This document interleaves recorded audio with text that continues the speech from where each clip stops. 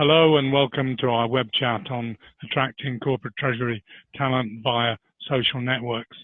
We have one of the leaders in this business, Adam Gordon, who's CEO of Social Media Research, who basically make hiring managers look good, look great on social media, and get them connected with potential candidates. Now, Adam, I know you're passionate about people being well represented on social media networks. What do you mean by having your own good social profile? So one of the big opportunities that senior treasury professionals have on social media is to attract great candidates. And it's tough to hire good treasurers because there's more opportunities than there are great people. So one thing that's important to mention is that around 2/3 of potential candidates for your treasury vacancies will go and take a look at your profile on social media, LinkedIn in particular, in advance of turning up for the interview with you. So your photograph, my photograph, for example, would make a difference as to whether they were keen to come and have an interview or not. Yeah, absolutely. If they can see what you look like, then that just creates a bit of rapport. They can see you're a real person. And it's important for those people that are proactively going and looking at potential employers, it's important that they can see your picture because they're more trusting of that profile. So there's a whole variety of different things that I think are, that you can do to make sure that you look like somebody that people would want to work for. So a good photograph, but what about keywords? What are things that make a difference? Okay, so about 1/3 of potential candidates will actually go and search sites like LinkedIn to look for the people that they should be getting connected with to be considering potential new career opportunities. So you want to get found ahead of the heads of treasury at your competitor businesses because you want all the candidates coming to you before going to other people. So how do I know what keywords to use? So it would be the kinds of keywords that would be written within job titles and written within job specs.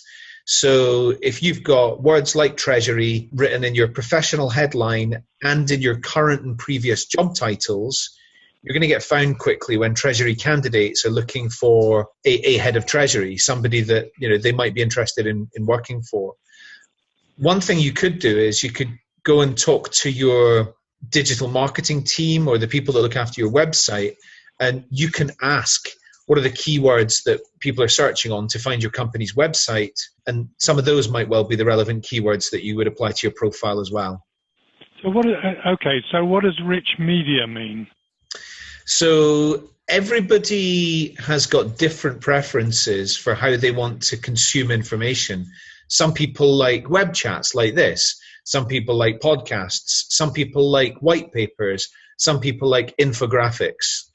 And if you've got some good rich media, all sorts of different formats at your profile, which backs up why your business is an organization people should want to work for, some of the interesting things that you're doing in treasury, and maybe some highlights around what kind of a manager you are, and ideally the sorts of things that you would do to inspire your team, to recruit a great team, to create a high-performing treasury function, then that kind of content's going to encourage people to want to work for your organization. We recommend multiple formats because, as I mentioned, everybody's got different preferences for how they want to consume information.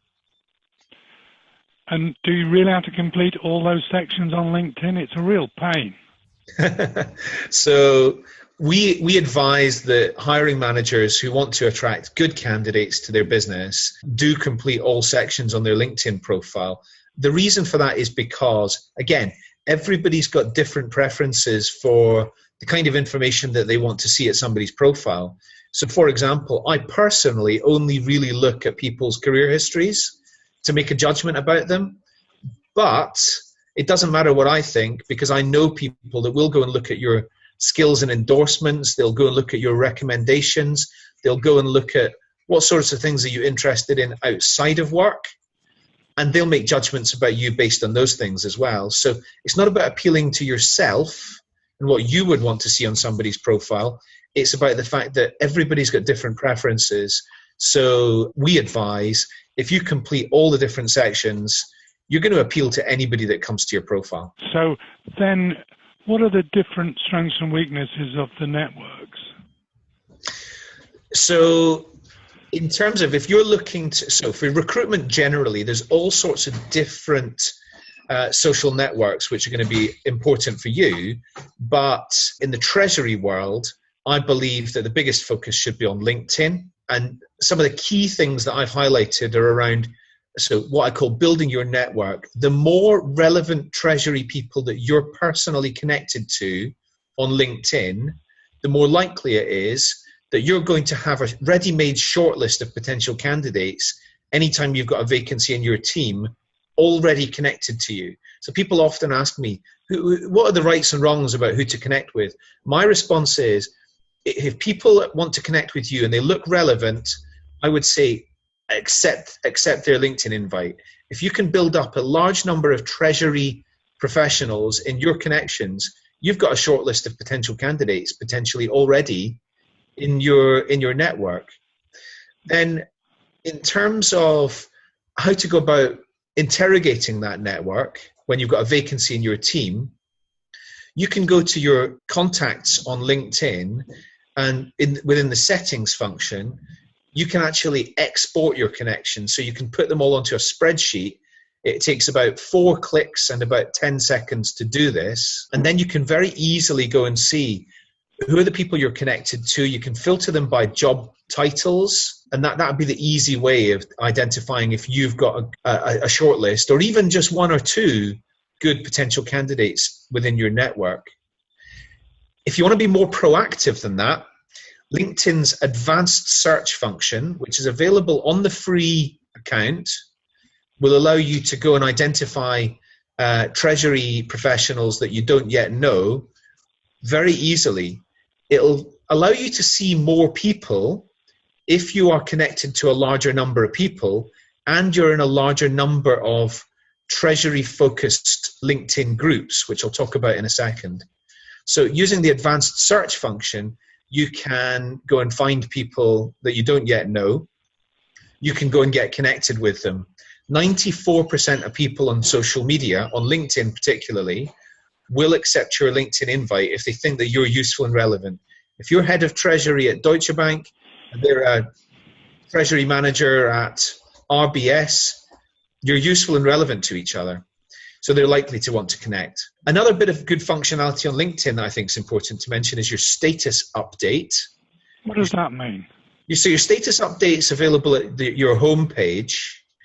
When you create and share a status update, it could just be a couple of sentences. And those couple of sentences might be, I'm looking for a treasury manager for my team based in London. Do let me know if you're interested, or if you know anybody who might be interested.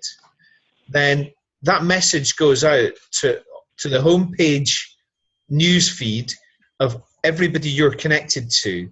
And if they like and share that, and that goes out to their networks as well, so it extends the reach of that message. So it's a great way of effectively advertising your vacancy for free.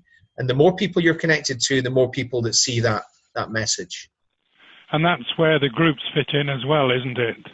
It is. So when you share a status update on LinkedIn, you have the opportunity to also send that out to LinkedIn groups. So LinkedIn groups are communities within LinkedIn. Anybody can set up their own LinkedIn groups. And I took a look yesterday to see about what groups there are for treasury people. And there's lots of interesting communities already on LinkedIn for treasury professionals. So once you've posted your status update, you can then simply click share, and then you get the option to send that to groups. And if you go and join all the groups for treasury professionals, particularly in the UK, then you're going to be able to share that at the groups with a much larger population of people you don't yet know. And that's going to really extend your message, and it's going to get to a lot of treasury professionals you might want to hire. So, and this is all free. So where does Twitter fit? Because it can be a pain. Twitter is a very, very different type of social network, and a lot of people are not, a lot of treasury people are not on Twitter yet. However, a lot are, and a lot of influencers are on Twitter. It works in a very different way to LinkedIn. So for those of you who are already on Twitter, my advice would be connect it to LinkedIn, which you can do from settings. And then any message that you share on LinkedIn, you can automatically send that out to Twitter at the same time, meaning you don't even need to go onto Twitter to actually tweet your message. You just post your status update on LinkedIn and it can automatically go out through Twitter. Twitter's got a highly engaged and passionate audience, and it's quite likely that it creates a long tail effect, and there's extra people that will see your message. So if you're looking for people for your team, then more people will see it if you've connected LinkedIn with Twitter and you've shared your message through there at the same time. So if we bring the tools which would help you more, how would you rank these tools in terms of building on what you already described? So in terms of our business, we're using all sorts of interesting free tools all the time to help us find people that our clients might want to recruit. But some of those tools are things that you can easily use yourself. So one of the things I would say is making sure that your LinkedIn profile is magnetic is vital, because that means that potential candidates will find you easily. And if you'd like to take a look at our LinkedIn profile building tool, by all means, get in contact with me and ask me for the password for that. So there's a whole load of different things you can do to make your profile magnetic. There's a brilliant tool that we use called Profit, which allows you to cross-reference people in different social networks. So if you want to know more about potential candidates, if you're connected to people on LinkedIn, you open up Profit, and Profit allows you to go and find them on Twitter or on Facebook or on other social networks, so that you can find out more about them and identify, is this somebody that I definitely want to reach out to about this treasury vacancy? DuckSoup is just incredible. DuckSoup allows you to create a long list of potential candidates from LinkedIn and then export that list, even if it's people you're not connected to, export it within seconds. So you could create your list of all the treasury people in Manchester or in the Northwest.